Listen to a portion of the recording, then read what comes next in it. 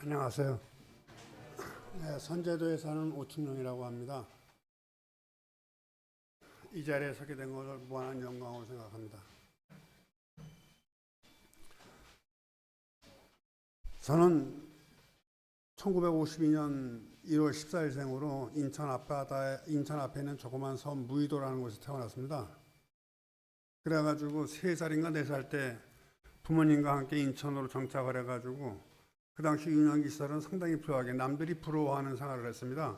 부모님이 품목점을 하시고 아버님은 양원공장에 근무하시면서 자 그렇게 지내고 이제 문제는 제가 중학교 입학하고서부터 있었습니다. 그때 이제 인천 동인천 중학교에 시험을 봐서 합격을 해가지고 등교를 하는데 아버님이 야구를 권유하시더라고요. 그때 운동부라면 엉망입니다. 공부는 완전히 뒷전이 되고 거의 막말로 얘기하면 깡패 수준이 됩니다. 학교에서 술과 담배를 접하게 되고 안 하면 선배들한테 구타와 기합이 떨어지니까요. 그런 생활을 하다 보니까 어머니는 이제 마귀의 유혹에 빠지셔갖고 저를 어떻게든 간에 올바른 길로 인도하시려고 치성을 많이 들으셨죠. 그러나 저는 별 변동 없이 그 생활을 계속 영위하게 됐고 그러던 중에 집안이 몰락했습니다. 아버님이 그 많은 재산을 어머님 고향인 무의도에다 간척 사업을 하셨습니다.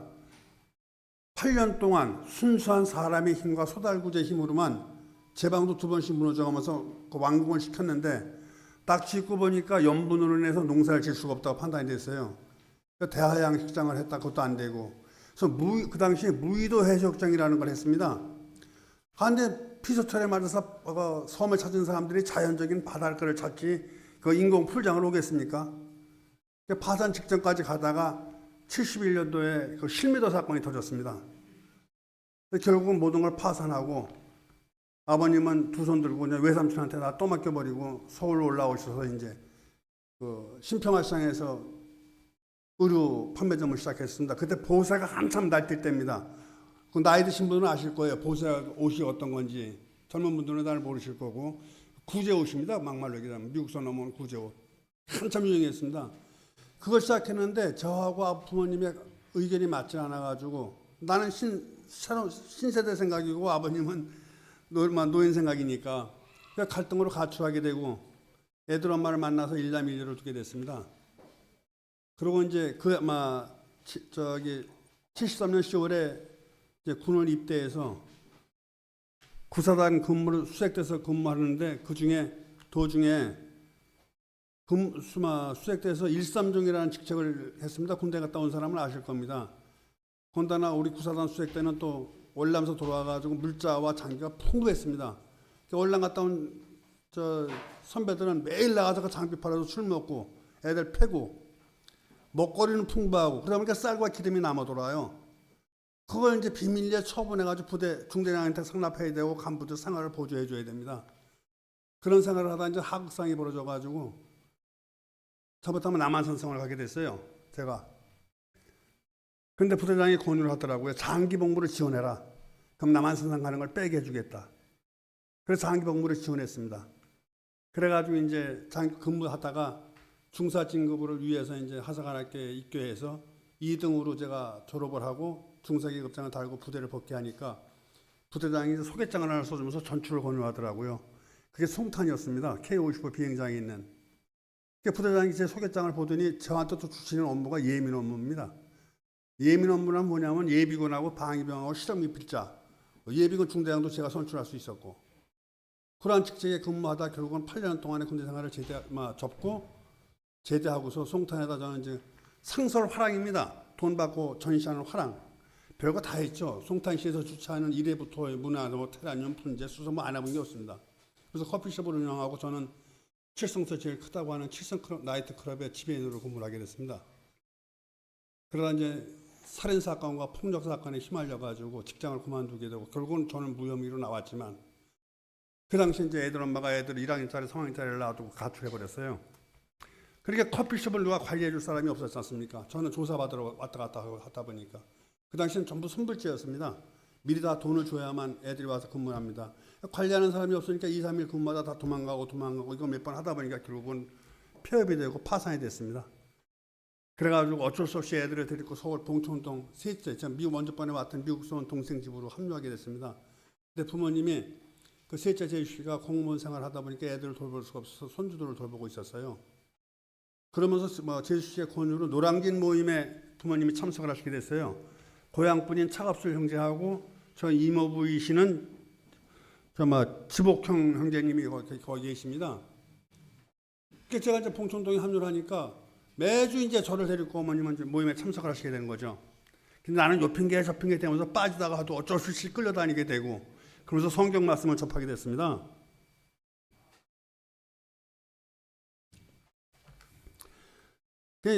성경 말씀을 접하면서도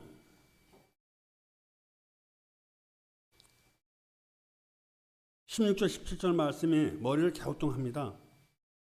하나님이 세상을 사랑하사 독생자를 보내 그를 믿는 자 멸망하지 않고 영생을 얻으리라.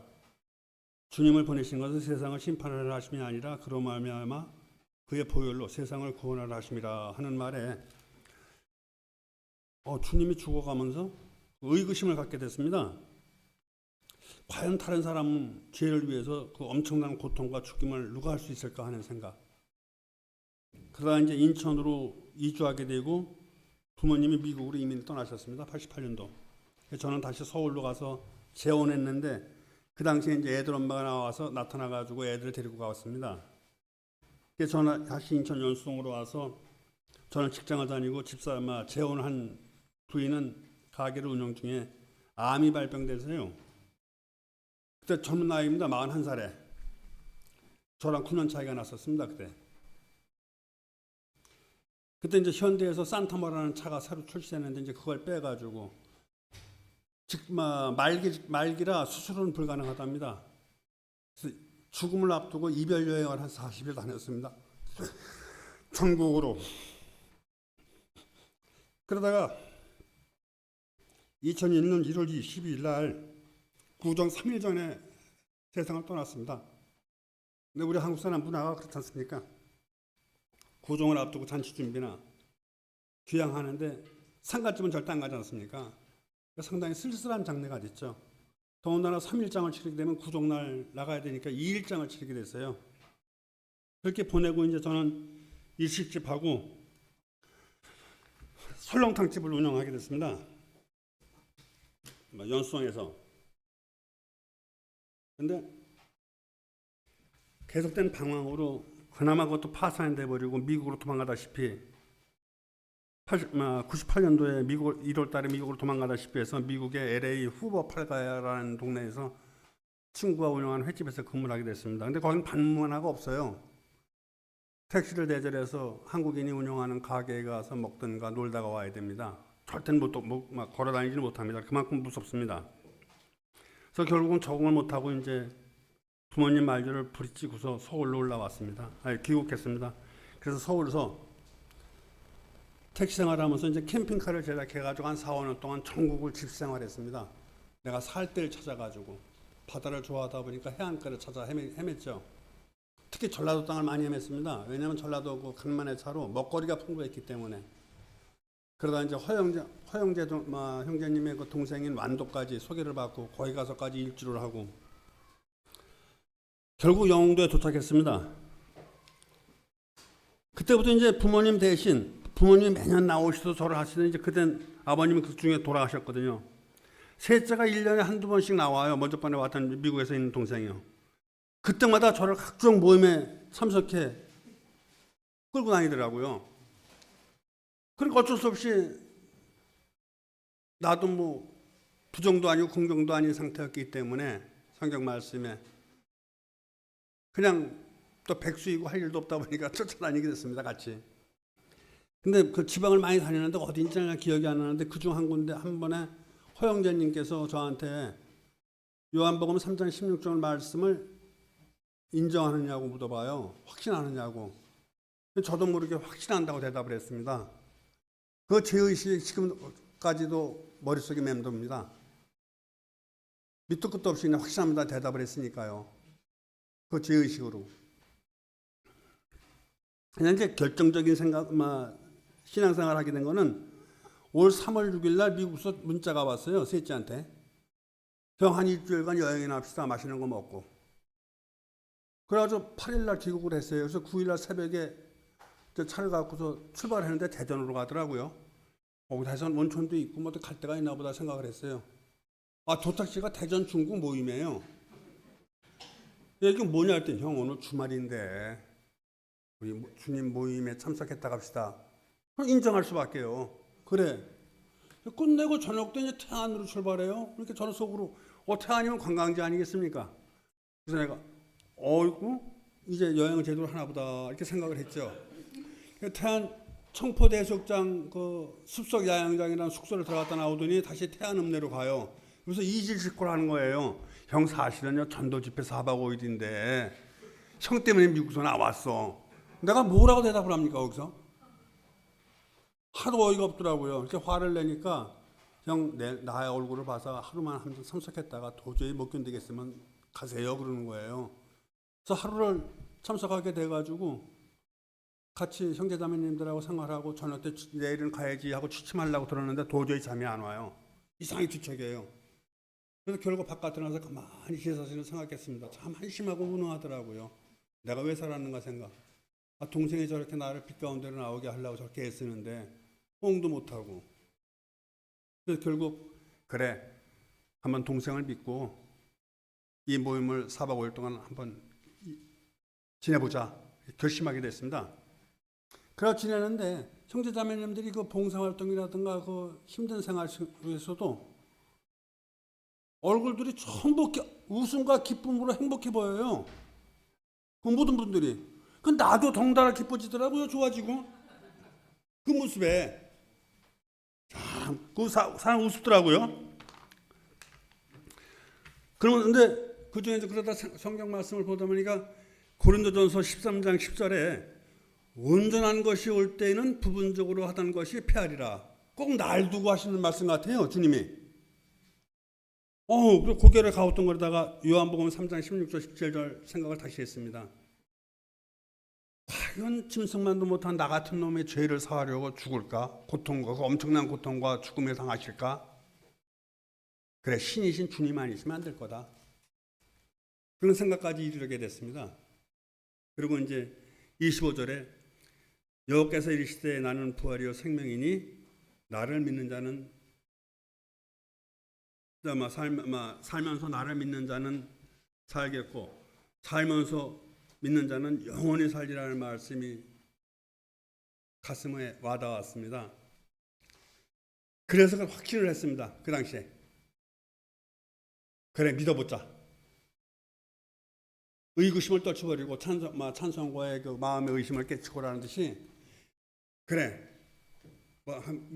믿어보자. 결심을 하고 신앙생활에 이제 집중하게 됐습니다. 그런 중에 한번 그래 내 자신 그러니까 육신의 삶을 의지하지 말고 내 안에 계신 예수 그리스도를 매 순간 의지하면서 얼마나 앉지 않은 삶 보내자 이렇게 다짐하게 됐습니다. 그러면서 부정과 의구심을 없애려고 부와 권력으로 속죄함 받은 게 아니라는 뜻에서 찬송가 257호를 요즘도 매일 흥얼거립니다. 왜냐하면 금이나 옷같이 그런 귀중도 아니고 마음의 의심을 깨치고 이제 화평한 마음으로 찬송하라는 그런 말씀을 흥얼거리게 돼 있어요. 나도 모르게 의구심을 떨쳐버리고 그렇게 생활하면서 동부 모임에 이제 김철희 형제님을 그 소개를 받고 참석을 하게 됐어요. 그래서 주말마다 신령과 진정으로 마음을 다해서 이제 그리스도를 만나는 날이니까 경건한 마음으로 참석하게 되고 말씀대로 육신의 삶을 버리고 영적인 삶을 살면서 진정 주님이 기뻐하는 삶을 살자 이런 다짐을 하게 되고 주님 잠시 제가 머무르고 간 자리가 봄날 저편 언덕에 피어오르는 아지랑이처럼 주님의 아름다운 아지랑이가 피어오르면 얼마나 좋을까요? 생각하며 주님께 구합니다. 이제 저를